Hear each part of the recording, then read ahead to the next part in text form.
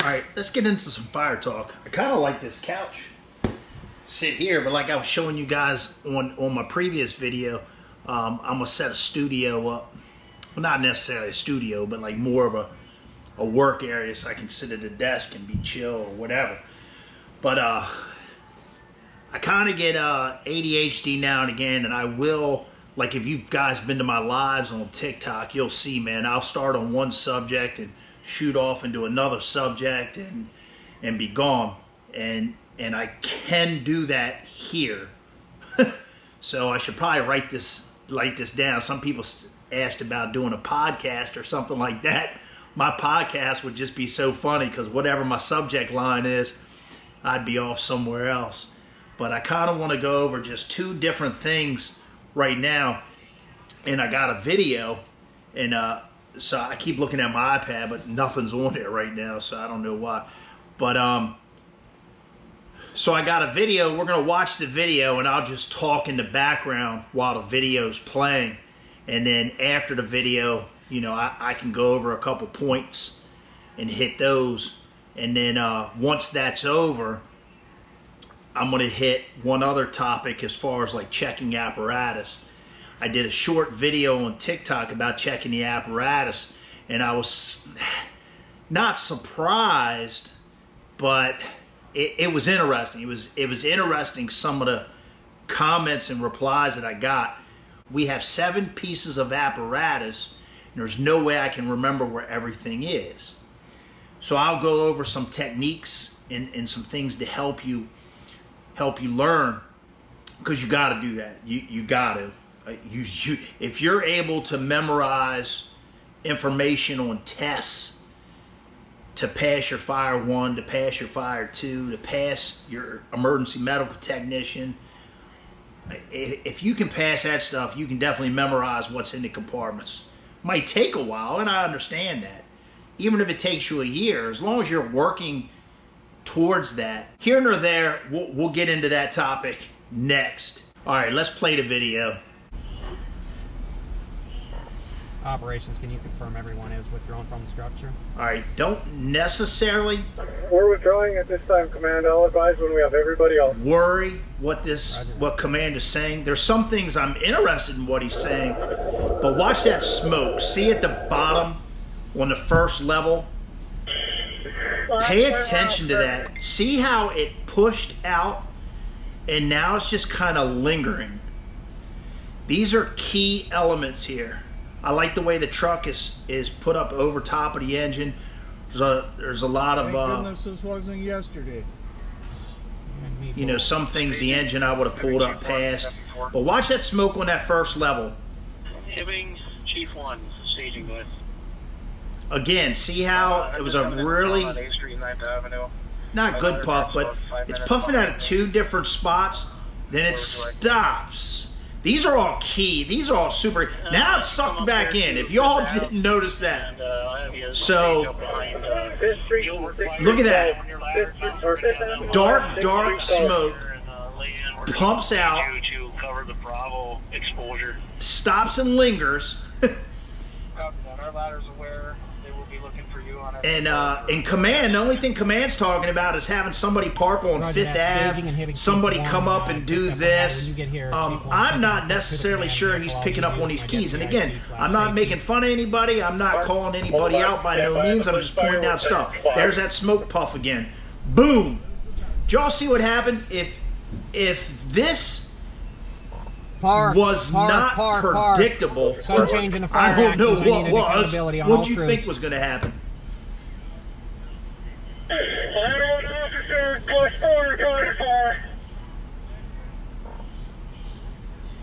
Here comes John with a cup of coffee for Command. Charlie side, officer. Ladder 1, I have PAR on ladder 1. Just confirming we have all crews out of the building after that sudden fire condition change. So we had whatever that was, and it flashover, backdraft, explosion, whatever it was, whatever that phenomenon was that happened. You know, obviously we're refocused. The guys in the front are well disciplined. They're not running out of control. Copy that. Copy that, par on the blitz fire. Operations, I need a confirmation from you. Command gets right into a par. He starts doing accountability. Man, this is great. Hey, something happened. Let me check on my people and see what's going on. But before we even got there, and this is nobody's fault. This is, again, with smoke reading. I'm not blaming anybody. I'm not calling anybody out. I'm not being negative. This is just us guys just having a conversation. Maybe you can pick up on something, learn from something. But try to read that smoke. The guys out front should have maybe picked up onto that and called command. Hey, command, we're noticing some smoke puffing. One of the key, there's two key items that I picked up on that, was the smoke forcefully coming out, stopping, lingering, and then dissipating quick. I think it was sucking back in.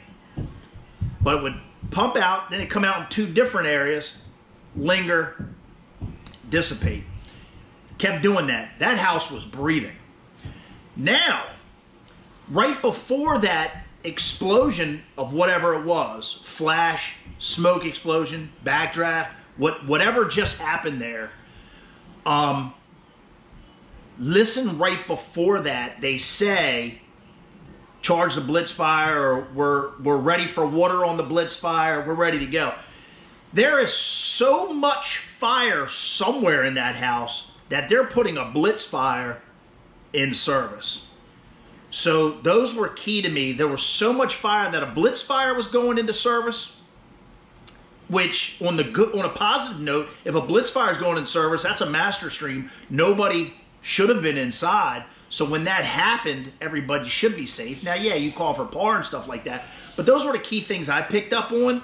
Was that smoke, the way the smoke was going, and then they were putting that blitz fire into operation, which means, again, there was such heavy fire, good fire, that so I'm guessing, completely guessing. I wasn't here or whatever, man. I'm just trying to, I'm looking at what you guys are looking at. That back of that house was blowing fire, venting out the rear, so it was trying to pull air from somewhere else. The front of that house sealed up pretty good, I would guess. Got hot enough to reach flashover conditions, but couldn't get the air to actually ignite. So the smoke was breathing. It was pressurizing, but not necessarily flashing. It got the oxygen from somewhere. Maybe they added some of that H2O, which we know is water, but some of the key ingredients in water is oxygen. As soon as you took that blitz fire and hit that bulk of that fire and added oxygen, think about it, H2O is water. There's oxygen in water. You added oxygen to those parts. You penetrated right through that fire. You were penetrating the front of that house, I'm guessing. These are all theories and guesses here. But you introduced oxygen to the front of that house, gave it that magic combination, and poofo, it made its own opening, flashed, got itself enough, but the flow path was already dominant to the back of the house. So it exploded, flashed over. I think it was a flashover is what I think. Flashed, but it blew out the front. Soon as it flashed, it continued with the already flow path that was happening, the flow path going out the rear. I'm guessing. Again, I wasn't there. But if they got a blitz fire in operation out the back, they got to have some type of fire showing, you would think. Or are they just putting a blitz fire on a house with just some smoke coming out of it? I doubt it. So, again, if somebody was there, by all means, if somebody was there, comment. Give us some, tell us what's going on. Put something in the comments, send me something. I'll give an update up the road or whatever. But this is a very good video. Again, I'm not condemning. I'm not being negative. I'm not calling anyone out or taking. Something happened there Why did that happen? I don't know. Could you see that happening before it happened? I say you could. That's just me. I say you should have recognized something is irregular. I probably would not have thought it was going to blow out the front of the house like that. It's not what I would have expected. But I would have said, hey, we got some some factors going on up front related to a backdraft situation. That's exactly what I was thinking. It's time to open some other windows. It's time to vent. You know, you always want to keep that flow path. You always want to, you know, there's a time for everything. Try to keep the fire going in one direction. Try to keep things, you know, when the fire's out, you want to be able to pressurize the house with positive pressure and ventilate and all that. And there's sometimes when you need to open that house up. And I think with that house breathing like that, that house needed to be opened up. Needed to be opened up quick. And you got to do it carefully. With everybody being outside, that was probably the best scenario. So would I have changed anything with what was done there? Probably not. Everybody was out of the way. Obviously, they had a blitz fire in operation or about to go in operation in the rear. That happened. They put it into service. Everything worked out. You had accountability for your people. I think in this situation, I think they did a fine job. Everybody was safe. Everybody was, you know, they were going to do it. Well, I don't know what they were going to do, but I would assume fire showing in the rear, they were going to do a transitional attack, get the bulk of that fire, go in and clean it up, would be my guess. Like I said, I think they did a fantastic job here. They immediately did accountability and everything else. The only thing I'm bringing up in this discussion, and the reason I showed that video, was what happened predictable? Was it preventable? I don't necessarily think it was preventable. I think it was going to happen. Could you see something's going to happen?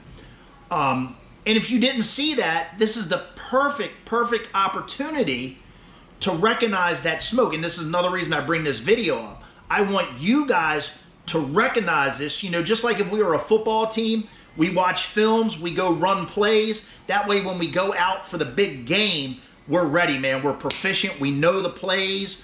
We know what the other team's going to do because we watched films on them. Well, this is what we're doing. Before the incident, we're watching the other team's plays on films. We're practicing. We're running hose lines. We're getting a water supply. We drill on all that stuff and we get it down. Now we're watching films of our opponent, and that was a film of our opponent. That's something that fire can do. We want to recognize that from the films. That way on game day, when we're there, we can say, yo, coach, I recognize that play. This could happen. I saw it in the team's film last week. You know, think of it like that. Don't think, you know, fire department, think of other ways. So, you know, take that football. If you go to the firehouse, you should be training. You should be drilling. If you went to football camp, do you go to football camp that day and sit down and just chill? Or do you touch a football? You go to football camp, you touch a football, you watch plays on film, and then you run plays. You drill. You come to the firehouse, touch hose. You come to the firehouse, touch hose.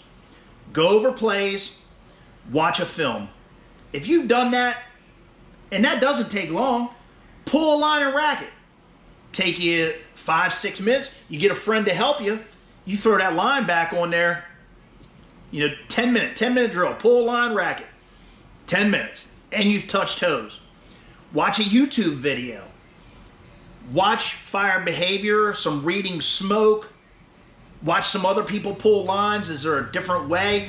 You know, they put the nozzle on top. This person puts the nozzle on the bottom. This person wraps it in a donut. This people don't even have pre-connect hose.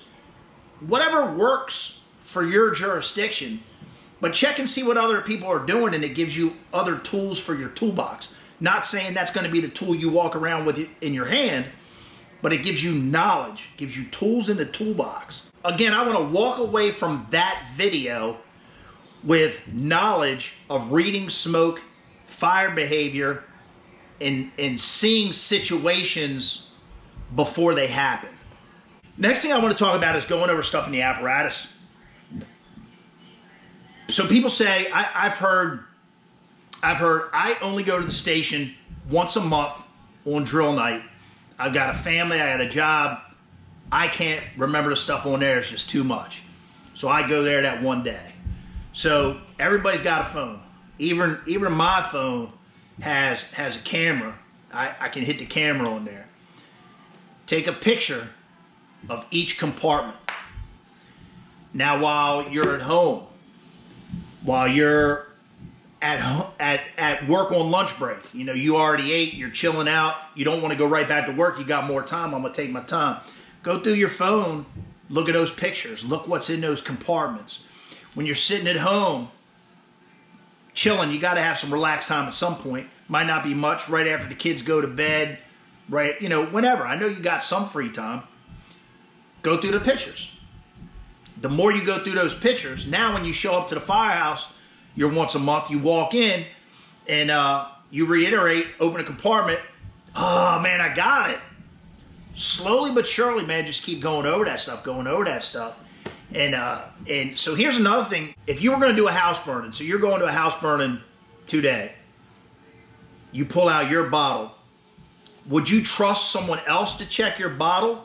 Or would you make sure it's filled up all the way, your regulator is absolutely connected, your face piece is into the regulator, no leaks, no whatever, your bypass is working. So where I'm going with this is I've heard people say the driver is responsible for checking all the saws on the fire truck.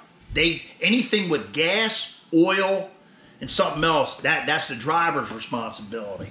So here's where I call BS.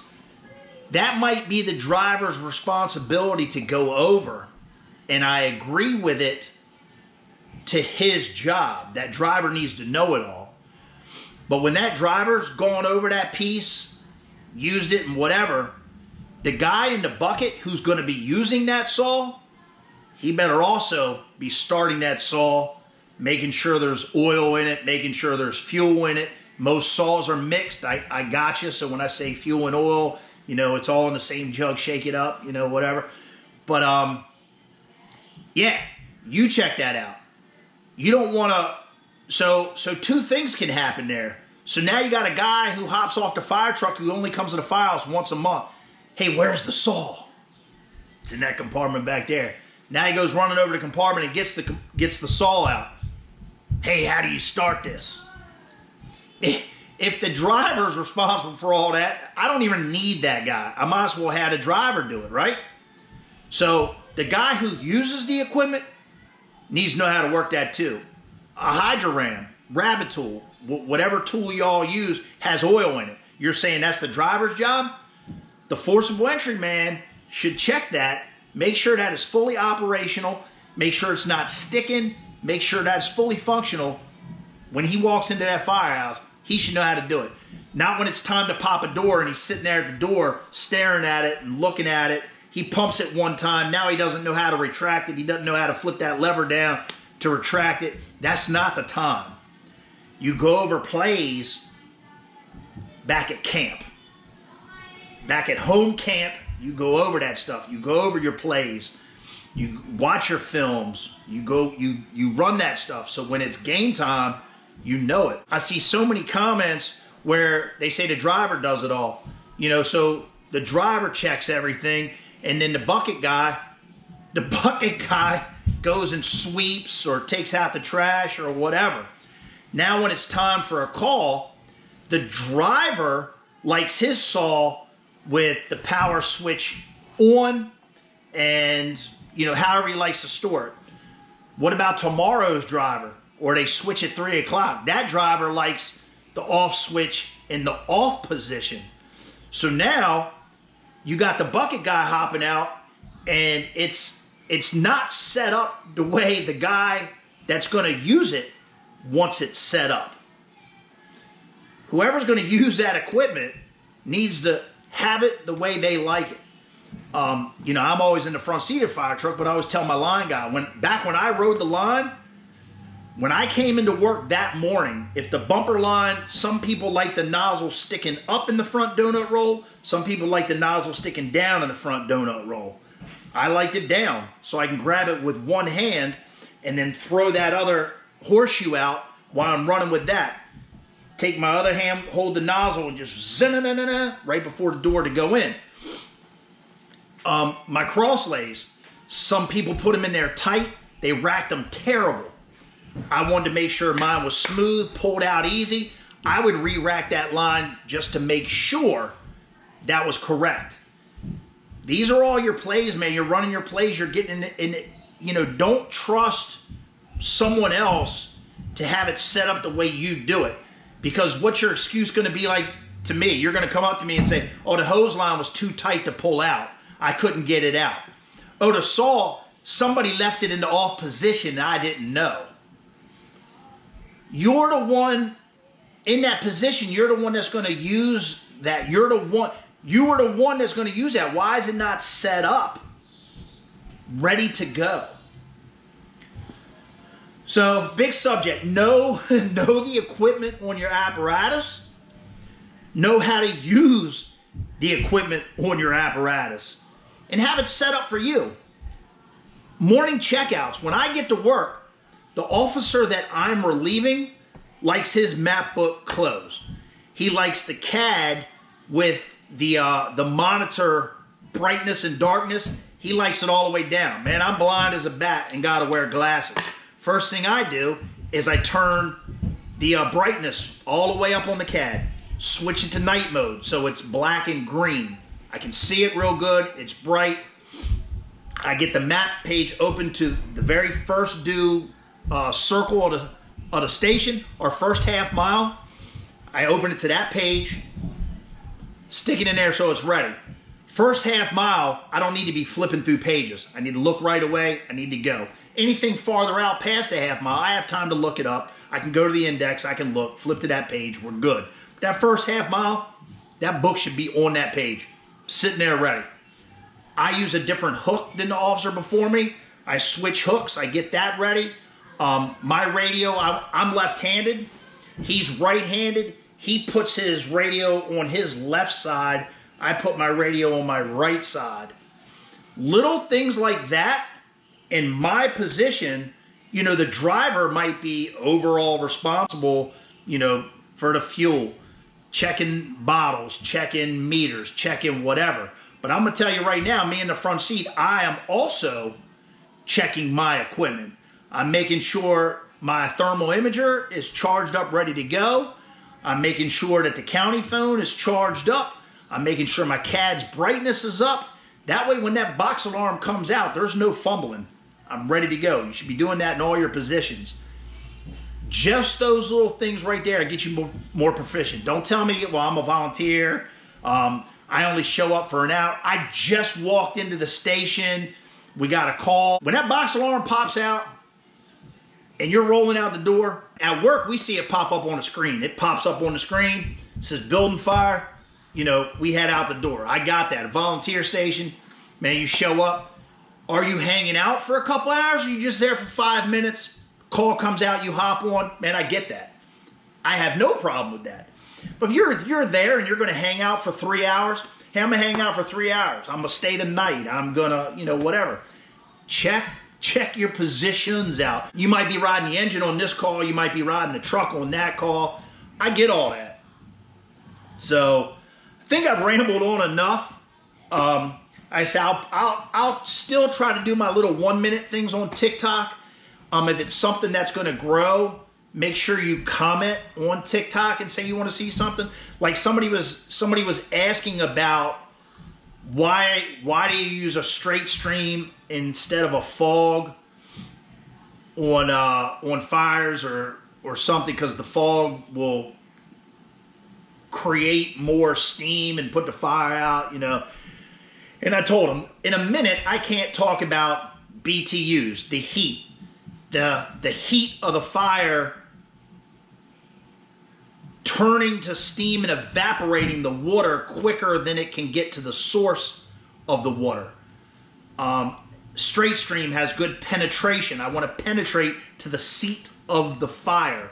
I want to lower the BTUs so I'm able to put it out, create steam, do all that. Just walking in on a fog, there's thermal layers. You know, I can't talk in 1 minute about BTUs, penetration, thermal levels that are being disrupted. It's just too much. So we can probably do that on a YouTube video. I'll come in, I'll find myself a couple videos, and I'll put them up, and you know, we can do that. That'd definitely be one of the topics.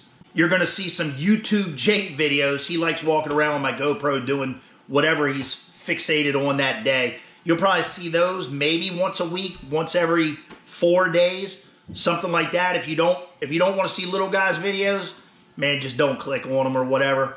It's no big deal. But he watches the likes and the views and all that. Whatever. I know his will be boring. I got you. This is what I want to do in some of my downtime, man, is I want to chat with you guys. That's it, man. So, don't make fun of my flip phone.